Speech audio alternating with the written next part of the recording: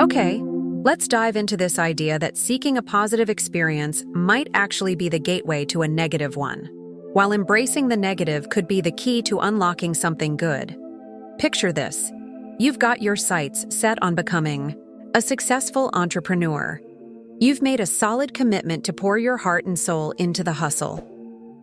But here's the kicker. This commitment means that every step you're not taking toward that shiny, glossy goal feels like you're falling behind, leaving you drowning in frustration. That space between where you are and where you want to be, it's like a big, empty canyon, echoing with the weight of your unmet expectations. You start feeling it in your gut. The negative emotions creep up, weighing down your confidence and sense of self-worth. Now, what does this all have to do with Epicurus, you ask? Well, he's the guy who said something like, if you want to be rich, don't focus on stuffing your pockets with more money, but instead, trim away your desires. Mind-blowing, right? The more you crave something, the more that thing seems to slip through your fingers, like sand in the wind. That's the backwards law in action. It's like the universe flipping the script on what we've been taught all our lives. That hard work and effort will bring us success and happiness. But no, it's saying, hey, slow down. Maybe pushing too hard just isn't the answer. There's a balance we need to find, a space where we stop fighting the current and just let things flow. Sometimes too much effort can have the opposite effect, and that's where we start running into problems. Enter Alan Watts, that brilliant English philosopher who took Eastern philosophy and made it relatable to the West. He was a bridge builder between Zen Buddhism, Taoism, and the Western world, and his take on the backwards law really packs a punch. The more you try to hold on to something, the more it'll slip away, like trying to catch smoke with your bare hands. The magic happens when you stop trying so hard, stop forcing it, and let life come to you. Watts wasn't the one who came up with the backwards law, but he sure made it resonate in a way that sticks with us. It's all about this energy flow, the way we approach goals. When you let go of the constant push, that's when you'll finally get what you really want. It's a nudge to look beyond the superficial stuff, beyond the I want more money or I want more followers goals, and ask yourself, what do I really want out of life? And why do I want it? It's about digging deeper, moving past the surface, and reaching for what truly fulfills you. You see, we're all a little foggy about what we actually want. It's not always as clear-cut as we think. And that's where the backwards law gets tricky. It doesn't tell you what to stop focusing on. Instead, it pushes you to take a long, hard look at your motivations. Why do you crave that next promotion or that big house? What's driving you? By unpacking these questions, we start to align our actions with what really matters. So the backwards law isn't about saying stop trying entirely. It's about finding that sweet spot where your efforts align with your deeper needs, not just your surface-level wants. It's about peeling back the layers, questioning your desires, and getting to the heart of what really matters. When you do that, you'll see that the path to fulfillment is not about doing more, but about understanding what makes you truly tick. Chasing happiness can feel like chasing your tail, right? You keep running after it, thinking you'll catch it, but it always slips away just as you get close. Society tells us that if we work hard enough, hit certain milestones, and tick all the boxes, we'll unlock the happiness vault. But here's the catch. Constant pursuit can make you feel more like you're chasing a mirage than actually finding contentment. Ironically, sometimes the best way to find happiness is to stop seeking it altogether. Just let go, relax, and experience the joy that comes naturally when you're not trying to force it. Now, let's talk anxiety. Ever notice how it creeps up when you're trying to control every little thing around you? Like when you're trying to manage how people feel, or hold the universe in your hands. The more you try to grip it, the more it slips through your fingers, right? You end up more stressed, more wound up, and in an endless loop of trying to keep it all together. But here's a secret. When you stop trying to control everything and start accepting things as they are, that's when you really start to find peace. Relax your grip, and you'll find calm. As for wealth, here's a twist. The more you try to be rich, the more broke you'll feel. Sounds backwards, doesn't it? It's like chasing a rainbow that keeps disappearing the more you run after it. The trick is, true wealth isn't in the bank, it's in the mind. When you focus on what truly matters, when you feel rich in spirit and purpose, the rest falls into place. When it comes to love, shifting your focus from chasing after it to discovering who you really are can do wonders. It's like planting a garden. The more you tend to the soil of your soul, the more the right kind of love will naturally bloom. By understanding yourself and your needs, you attract the love that's meant for you. Love that resonates with your core values, not just what looks good on the outside. Schopenhauer, a philosopher with some pretty heavy ideas, believed that we're all driven by an endless will, a need to always want more. It's like an itch that can't be scratched, no matter how much we achieve or accumulate. He argued that this never-ending striving only leads to suffering because we're constantly chasing after something we can't fully grasp. The harder we try to satisfy our desires, the more elusive satisfaction becomes. In his view, the key to breaking this cycle is to detach from this relentless will and just let go. But here's the catch. We're stuck in this mental loop of feeling like something's missing. We think if we just get this one thing, we'll finally be happy. But when we get there, well, it's like getting to the top of a hill and realizing there's another one waiting for you. The cycle never ends, and the happiness we thought we'd find fades away. Schopenhauer said that every pleasure we seek is like a mirage, temporary and ultimately unfulfilling. No matter how many wishes we make, they never bring lasting satisfaction. Now, about those affirmations we love to repeat, like, "I'm a millionaire," over and over. If you don't actually believe it, if your heart isn't in it, all those words are just empty air. It's like trying to fill a glass with water, but the glass has a hole in it. The key to success is shifting your focus, not on the end goal, but on the process. Put your energy into the journey, into the steps you take every day, and that's where the real wealth lies. It's like this.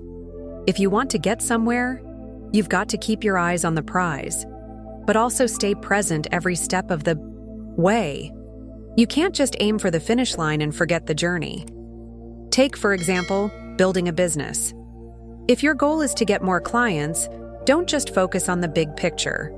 Celebrate every little win, like a new click on your website, a call from a potential client, or a question that pops up in your inbox. Each of those small victories is a step closer to the goal. They're like breadcrumbs leading you through the forest, keeping you on track.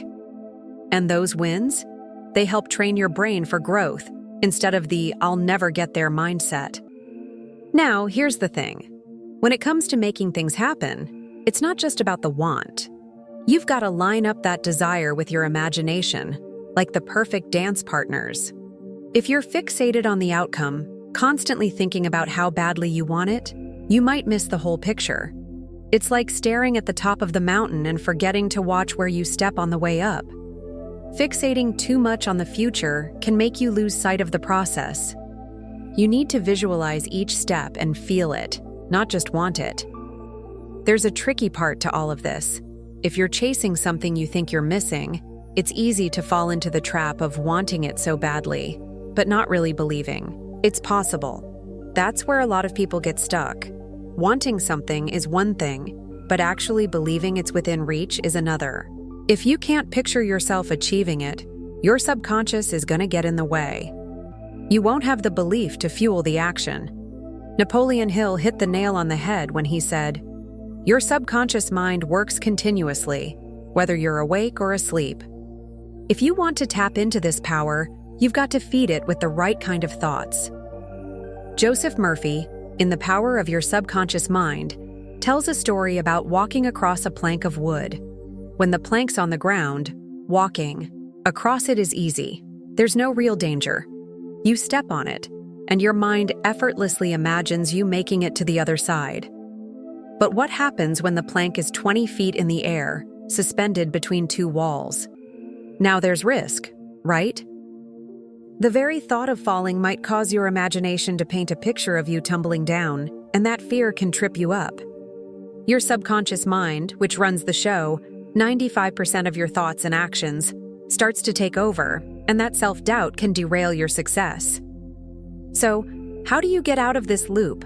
By being in the here and now. As Buddha wisely said, don't dwell in the past. Don't dream of the future. Concentrate the mind on the present moment.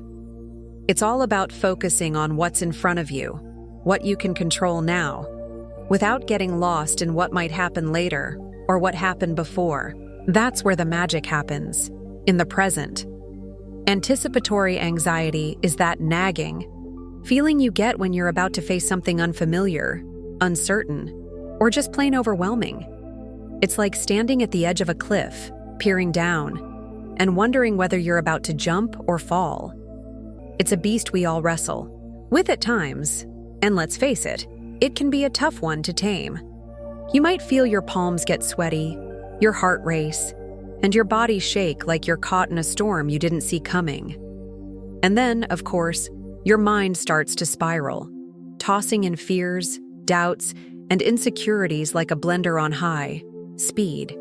It's exhausting, to say the least. The trick to handling anticipatory anxiety often boils down to this: letting go of that tight grip we have on control.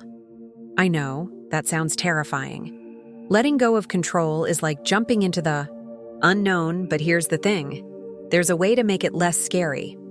With the right tools, like mindfulness, cognitive behavioral therapy, or simple relaxation exercises, you can start to loosen the reins and manage your anxiety better. Over time, you'll start to balance that conscious decision-making with the power of your subconscious, like the yin and yang of your mind. Now let's reframe this whole situation. Instead of seeing challenges as walls we need to scale or dodge, why not look at them as opportunities to grow, to learn, to level up?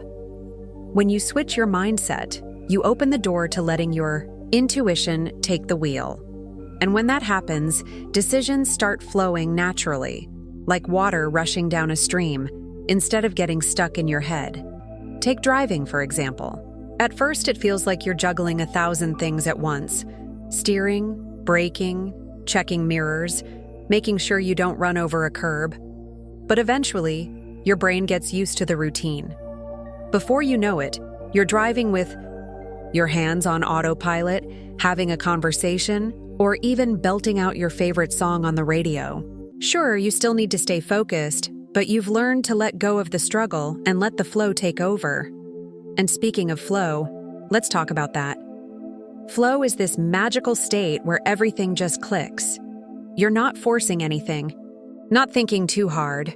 It's like musicians becoming one with their instruments, dancers flowing seamlessly with their moves, or athletes who don't think. They just do. The thing is, you can't force flow. If you're overthinking it, if you're too wrapped up in making sure every step is perfect, you're going to trip over yourself. It's like trying to run while looking at your feet. You'll just end up face planting. The trick is to ease off, stop holding your breath, and let your instincts do the heavy lifting. Seneca had it right when he said, "True happiness is to enjoy the present without anxious dependence on the future." Because, here's the kicker, the more you try to control everything, the more it slips right through your fingers. Trying to force it only makes it harder to enjoy the now.